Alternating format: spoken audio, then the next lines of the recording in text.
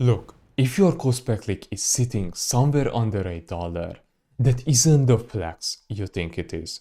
It's actually a massive red flag. And I know this sounds entirely backwards, but stick with me here for a moment.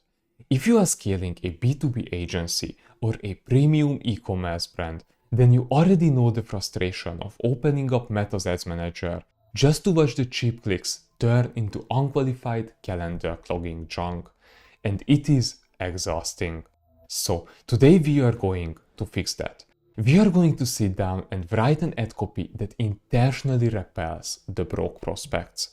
And I want to be entirely transparent with you here. So yes, it's going to slightly bump up your cost per click upfront, but it's going to aggressively drop your cost per qualified lead right to the floor. And you really need to get this right, because if you keep optimizing for the cheapest clicks possible, you are just feeding trash data into your conversions API until the algorithm permanently categorizes your high-ticket offer as a cheap discount bin. Now, for a little bit of context, I'm Peter Fisabolcs and I run Ads and Leads. And what we found is that once you realize you've been accidentally feeding the algorithm the wrong kind of diet, you unlock the ability to train Meta to hunt down your actual high-ticket buyers instead.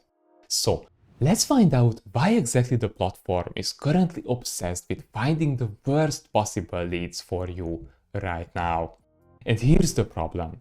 Most advertisers are absolutely terrified of low click-through rate.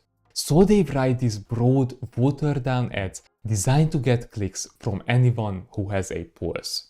They use vague hooks, they try to hide the friction, and they try to appeal to the masses. But think about the compounding effect of doing this for a long time. Every single time a broke freebie seeker clicks your ad out of just pure curiosity, your conversions API fires a signal back to Meta, saying, hey, great job, go find me thousands of more people like this guy. You are literally paying the platform to ruin your own machine learning. And the fix has nothing to do with tweaking your campaign setup. It all comes down to a complete shift in your wording. You have to stop writing copy that begs for clicks from anyone who scrolls by. Instead, your words need to do the heavy lifting of disqualifying the wrong kind of people and intentionally pushing them away before they can even cost you a single cent. Now, the moment you make that shift, the pixel stops getting poisoned with unnecessary clicks.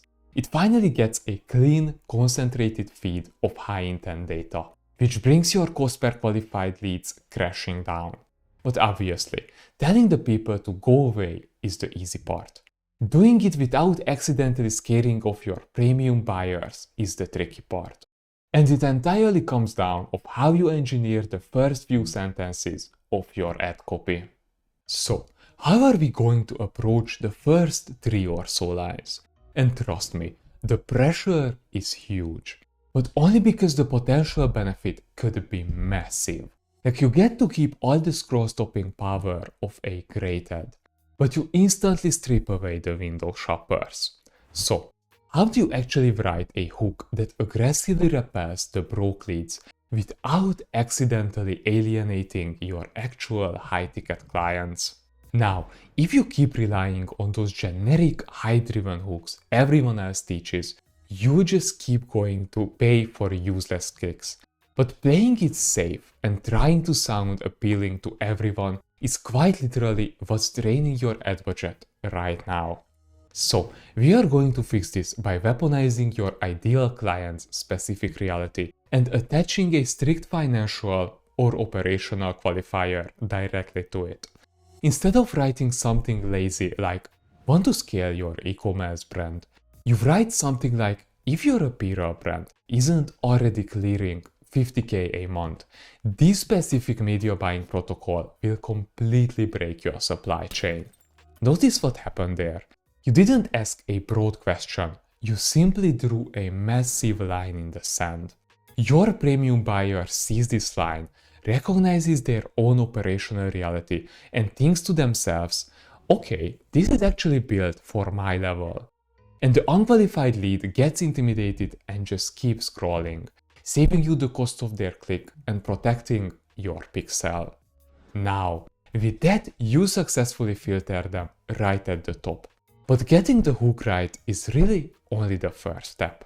Because let's be honest, people are nosy creatures. Even if you push them away at the top, some of those unqualified leads are just keep reading, just out of pure curiosity. And if you leave the door wide open at the very end of the copy, they are still going to click. Which brings us to the bottom of the ad. Think of this as some sort of disqualifier CTA. The massive benefit here is that you get to build this finer filter just seconds before the click that protects your funnel from those lingering window shoppers. So, how do you write this oxymoron? A call to action that practically begs them not to buy, unless of course they have the intent and the budget to move forward. And if you still put click here to learn more or see more details at the bottom of your ad, you are practically begging those unqualified and curious scrollers to jump into your funnel. And the cost of that isn't just wasted clicks anymore. It is wasting hours of your time dealing with people who were never going to convert in the first place. And to fix this, your call to action needs to sound more like a warning label rather than this friendly invitation. Instead of a generic link, you explicitly state the barrier of entry right before they click. You write something like, clicking this submits a manual callback request. And we only have the bandwidth for brands ready to scale. Notice the shift we did there. We aren't just letting them mindlessly click over some fully automated online booking page to browse times. We are making them acknowledge that this is a direct manual request for our time. And when you frame your CTA that way, the click transforms from a casual, low-intent impulse into a highly conscious commitment. The wrong people hit the final wall and back out, and the right people respect the boundary. Now, you build a psychological system that actively protects your pixel, your ad spend, and your sales calendar from top to bottom. But having this bulletproof filter in place is only going to scale your brand if you understand this concept.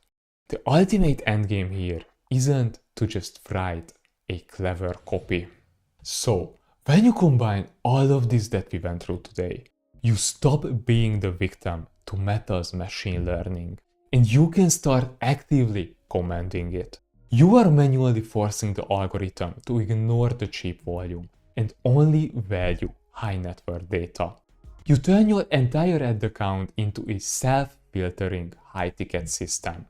I mean, how would you feel if you were to open your CRM tomorrow and you would see that every single lead waiting for you has the budget, the intent, and the infrastructure to actually do business with you? No more price haggling, no more exhausting calls with unqualified window shoppers, just a pipeline full of founders who already respect your boundaries before you even speak. Would you be against this scenario? I'm only asking because this is the exact ecosystem we built for our clients at Ads and Leads. So, if you are tired of watching cheap clicks actively ruin your pixel and you are ready to scale your premium B2B or e-commerce brand, then feel free to hit the link in the description and book a call with my team and me. And we can look under the hood of your current campaigns, find exactly where your pixel is bleeding out, and map out how we can deploy this exact infrastructure for your specific brand. And there is no pressure. But if you are ready to finally fix your acquisition, the link is right down in the description. Grab a time that works for you and let's put your ad spend back to work.